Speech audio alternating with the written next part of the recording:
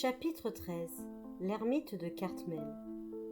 Le lendemain, dès l'aube, accompagnés des chiens, nous prîmes la route de Cartmel. Le plus rapide était de couper par les sables de la baie de Morecambe. La journée s'annonçait belle, et j'étais heureux de m'éloigner du moulin pour un moment. J'étais curieux de découvrir le nord du comté, ses montagnes et ses lacs. Si j'avais voyagé avec l'épouvanteur, j'aurais porté nos 2 sacs, mais Arkwright s'était chargé du sien. Nous n'eûmes pas longtemps à marcher avant d'atteindre East Bank, point de départ de la traversée. Nous trouvâmes là 2 diligences et 3 cavaliers, ainsi qu'un grand nombre de gens à pied. La large étendue de sable nu semblait nous inviter à nous y engager, et la mer était loin à l'horizon. Me demandant pourquoi tout le monde attendait, je posai la question. « L'endroit paraît sûr à cet instant, » me dit Arkwright. « Mais les sables de la baie sont traîtres. Un guide va mener le convoi. Un homme qui connaît le terrain et les pièges de la marée comme le dessus de sa main. Nous devrons traverser 2 rivières. La seconde est particulièrement dangereuse après les fortes pluies. Son lit peut se transformer en sable mouvant. Nous attendons la marée basse pour que les véhicules puissent traverser en toute sécurité. Ne tente jamais de franchir la baie sans guide, Tom Ward. J'ai vécu dans le coin presque toute ma vie, et moi-même, je ne m'y risquerais pas.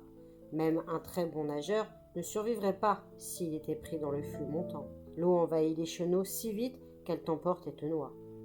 Un grand type coiffé d'un chapeau à large bord s'approcha. Il marchait pieds nus et portait un bâton. « Voici Monsieur Jennings, notre guide, » dit Arkwright. « Il arpente les sables depuis bientôt 20 ans. »« Bien le bonjour, Bill » s'exclama Monsieur Jennings. « Qui t'accompagne ?»« Bonjour à toi, Sam. Voici Tom Ward, mon apprenti pour 6 mois. » Le visage tanné et raviné du guide se fendit en un large sourire, tandis qu'il me serrait la main. Il affichait l'air réjoui de l'homme qui aime son travail. « Tu l'as mis en garde contre les dangers du sable, Bill ?»« Il est prévenu, j'espère qu'il en tiendra compte. »« Je l'espère aussi, tout le monde n'a pas cette sagesse.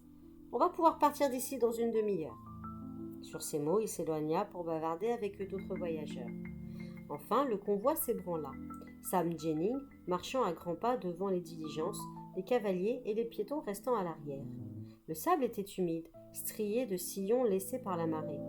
Une forte brise venue du nord-ouest nous soufflait dans la figure. Le soleil se levait et la mer étincelait à l'horizon. Les véhicules avançaient lentement et nous les rattrapâmes pour franchir le lit de la première rivière. Sam descendit dans le chenal pour l'inspecter, de l'eau jusqu'aux genoux. Il barbota jusqu'à une centaine de pas vers l'est avant de siffler et d'agiter son bâton pour nous indiquer l'endroit où nous devions traverser. Puis il revint vers le premier coche. « C'est le moment de se faire transporter, » dit Arkwright. Il sauta d'un bond à l'arrière du coche. Je l'imitai et compris vite le pourquoi de la manœuvre. Au milieu du chenal, l'eau mouillait le ventre des chevaux. À pied, nous aurions été trempés. Cela ne sembla pas troubler les chiens, qui nagèrent vigoureusement et gagnèrent la rive opposée bien avant l'attelage.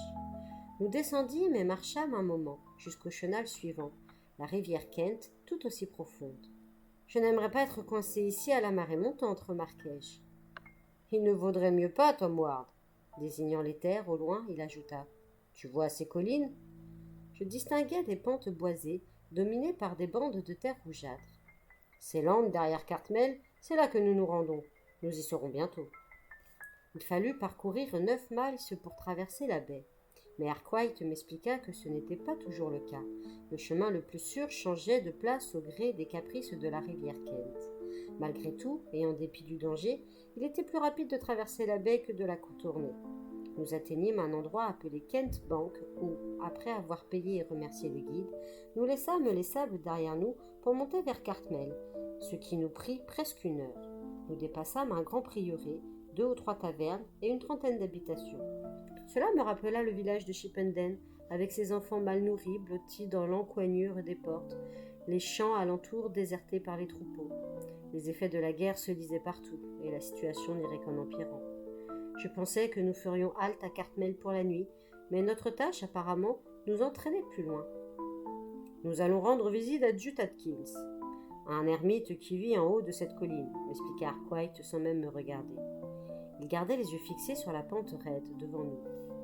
Je savais qu'un ermite était habituellement un saint homme, ayant fait le choix de vivre à l'écart du monde.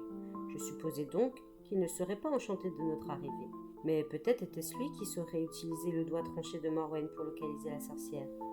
Je m'apprêtais à poser la question. Or, comme nous dépassions la dernière maison, une vieille femme en surgit et s'avança vers nous d'une démarche traînante. « Monsieur Arkwright !» s'exclama-t-elle. « Monsieur Arkwright ! Dieu soit loué, vous êtes venu !»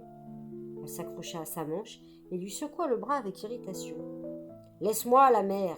Tu ne vois pas que je suis pressée, j'ai du travail. »« Mais nous sommes terrorisés !» gémit la vieille femme. « Personne n'est plus en sécurité, ils nous prennent tout, jour et nuit.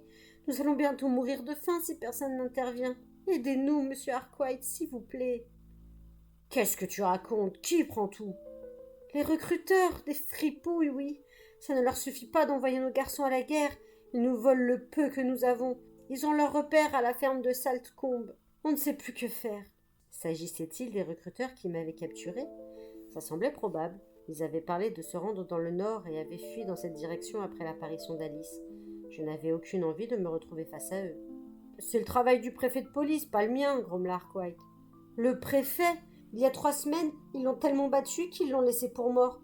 Il commence à peine à se relever et n'entendra plus jamais rien. Il a compris. Aidez-nous, je vous en supplie. Il ne nous reste presque plus de nourriture, et s'il continue une fois l'hiver arrivé, nous n'aurons plus qu'à mourir de faim. Ils nous prennent tout, tout. » Arkwright libéra son bras de l'étreinte de la vieille. « Si je repasse par ici, je verrai ce que je peux faire. Pour l'instant, je suis trop occupé. » Il repartit, les chiens courant devant, et la pauvre femme rentra tristement dans sa maison. J'étais plein de compassion pour elle et pour ce malheureux village. Mais je trouvais étrange qu'il ait demandé le secours d'Arkwright. Ce n'est pas la fonction d'un épouvanteur. Le croyait-elle vraiment capable d'affronter une bande armée? Quelqu'un aurait dû porter un message au shérif de Caster. Ils auraient sûrement envoyé un autre préfet de police. Et les hommes du village? Ne pouvaient-ils se rassembler et organiser leur défense? Tout cela me laissait perplexe. Après environ 1 heure de montée, nous vîmes devant nous de la fumée qui semblait sortir d'un trou dans le sol. Je compris soudain que la plateforme rocheuse que nous traversions était le toit de l'ermitage. Après avoir descendu des marches de pierre usées, nous arrivâmes à l'entrée d'une vaste grotte. Arkwright ordonna aux chiens de s'asseoir avant de pénétrer dans la pénombre. Une forte odeur de feu de bois emplissait la salle, et les yeux me piquèrent. Je discernais une silhouette accroupie devant le feu, le menton sur les mains. « Comment vas-tu, vieil homme » lança Arkwright. « Tu te repens toujours de tes péchés ?» L'ermite ne répondit rien, ce qui n'empêcha pas le visiteur de s'asseoir à côté de lui. « Je sais que tu aimes la solitude aussi.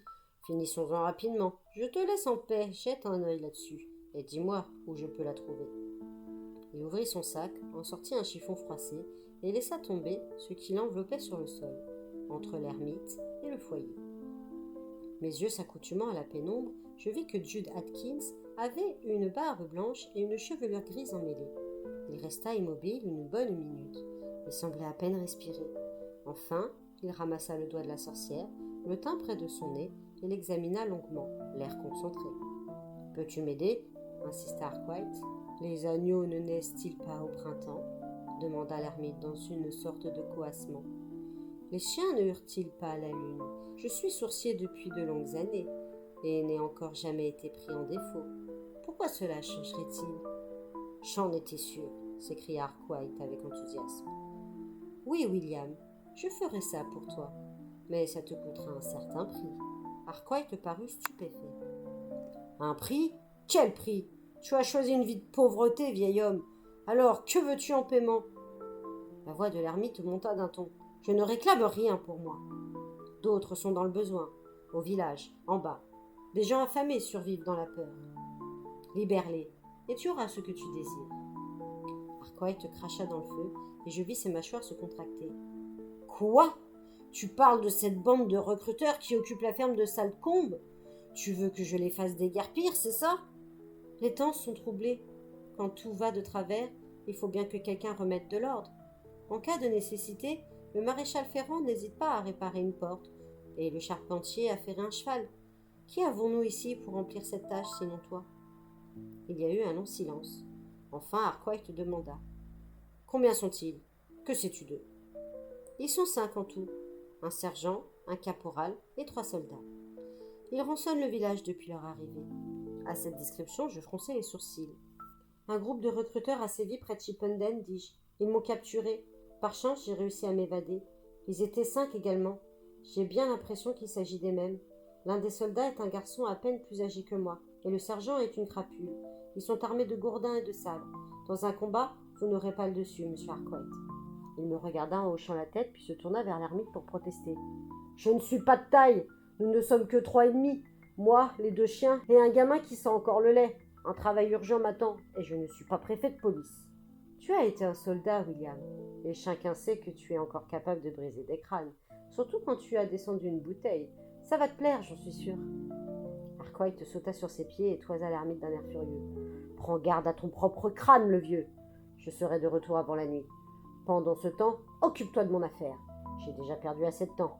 As-tu une carte de la région des lacs? Jude Atkins se fit signe que non. Arkwright fourragea dans son sac et en sortit une carte qu'il étala devant le vieil homme. Son repère est quelque part par là, aboya-t-il. J'en suis certain, à proximité d'un des lacs du sud. Sur ces mots, il sortit de la caverne à grands pas.